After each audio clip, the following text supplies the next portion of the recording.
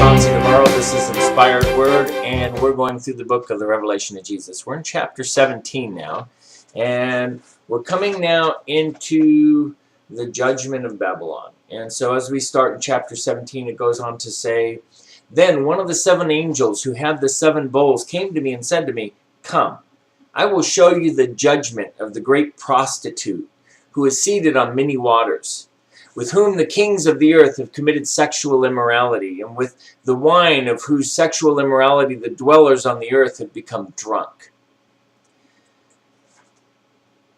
And he carried me away in the spirit into the wilderness, and I saw a woman sitting on a scarlet beast that was full of blasphemous names, and it had 7 heads and 10 horns.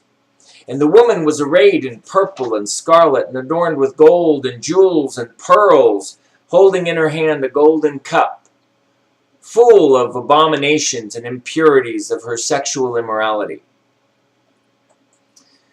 And on her forehead was written the name, Mystery Babylon the Great, mother of prostitutes and of the earth's abominations. And I saw the woman drunk with the blood of the saints, and the blood of the martyrs of Jesus. And when I saw her, I marveled greatly. But the angel said to me, 'Why do you marvel?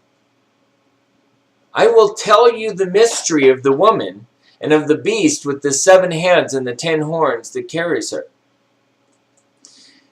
The beast that you saw was and is not, and is about to rise from the bottomless pit and to go to destruction. And the dwellers of the earth, whose names have not been written in the book of life from the foundations of the world, will marvel to see the beast, because it was and is not and is to come. They are also 7 kings, 5 of whom have fallen. One is, the other has not yet come. And when he does come, he must remain for a little while. And as for the beast that was and is not, it is an 8th, but it belongs to the 7, and it goes to destruction. And then the 10 horns that you saw are 10 kings, who have not yet received royal power, but they are to receive authority as kings for 1 hour together with the beast. These are of one mind, and they hand over their power and their authority to the beast. And they will make war on the Lamb, and the Lamb will conquer them, for he is Lord of lords and King of kings, and those with him are called chosen and faithful." Now, let's back up a little bit on here.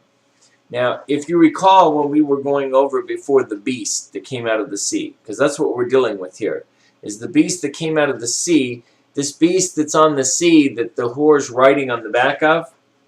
When we talked about the beast from the sea before, back in chapter 13, we went on to talk about the beast from the book of Daniel, from chapter 7, where you were going through verses 4 through 8.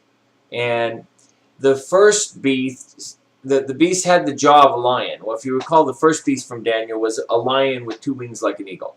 And that was Babylon. And those wings were ripped out, and he walked upright. So we know basically one of the heads here is Babylon. And basically it's saying that this beast has the mouth of Babylon. He speaks from Babylon. The feet, Medo-Persia. Well, Medo-Persia, Medo-Persian Empire. Persia is Iran. And so we're talking about the combination of the Medo-Persian Empire that was going through. And these are the feet. So this is the feet, or the army of this Persian Empire. The Grecian Empire, it's the body of the Grecian Empire, so it's made up mostly of this Grecian Empire. And then the 4th beast, which was really terrible, that had the 10 horns, who crushed everything under its feet, was the Roman Empire. And if you recall, the Roman Empire had 2 aspects of it, the Eastern and the Western. And you had the Ottoman Empire, which was the Eastern side, which outlived the Western side for 1,000 years. Well, when Daniel was going through this, he talked about the final beast where 3 of the horns are ripped out, and a little one came up with eyes all over, speaking abominations. And this was an implication towards the Antichrist that would come into power. So we know we have the Babylonian Empire, the Medo-Persian Empire, the Grecian Empire, and the Roman Empire.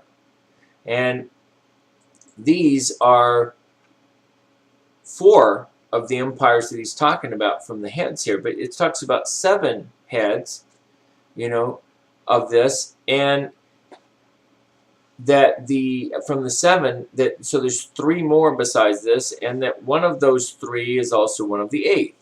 Well, the empires that you had before the Babylonian, you had the Egyptian Empire, and you had the Assyrian Empire that led to the Babylonian Empire.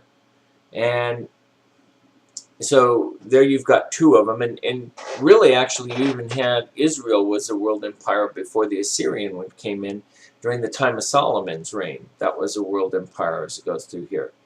Now, of these empires that it's talking about right here, when he went on to say one, that this one that he's speaking of was, so it's one of the 7. It was before. It is not, meaning that, at this time, he talked about the one that is and the one that is not and is to come. Well, the Roman Empire was the one at that time that was. And the only one of those empires that didn't exist on it after it that was before is the Assyrian Empire. Well, we know one of the titles for the Antichrist is the Assyrian. And so this is the one that's the 7th, that's the 8th also.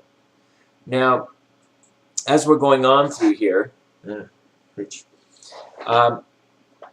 verse 17 of chapter 17, he goes on to say, "For God has put it into their hearts to carry out his purpose by being of one mind and handing over the royal power to the beast until the words of God are fulfilled. And the woman that you saw is the great city that has dominion over the kings of the earth." Now, as this was talking about the woman who was writing on it being the great city, well, it says Mystery Babylon. There is a difference between Mystery Babylon and the actual Babylon. We see the destruction of Babylon that is literal Babylon. It will be literal Iraq, of what we know as Iraq today. It talks about it being on the Chaldeans, so it's not a symbolic one. Yet, when we get to the Mystery Babylon, that's different than the literal Babylon. And it's because it is the Babylonian worship that was integrated in throughout all of these other empires that came in. And that's the Mystery Babylon. And the problem we have with the Mystery Babylon coming into, this Babylonian worship on the city, my belief on this personally is that this Mystery Babylon that comes into play on here is disobedient Israel. It's the disobedient Jerusalem. And you see in different scriptures on here where it starts talking about Sodom and Egypt, when it's referring to Jerusalem, where it says where the Messiah was crucified. And it refers to this in the aspect that, as always, you have obedient Israel, the remnant, and then you have disobedient Israel. And so this is, to me, a reference to disobedient Israel. Now, we're going to be going on into this more as we go into chapter 18. So I'll see you back here on Inspired Word. I'm Chauncey Navarro.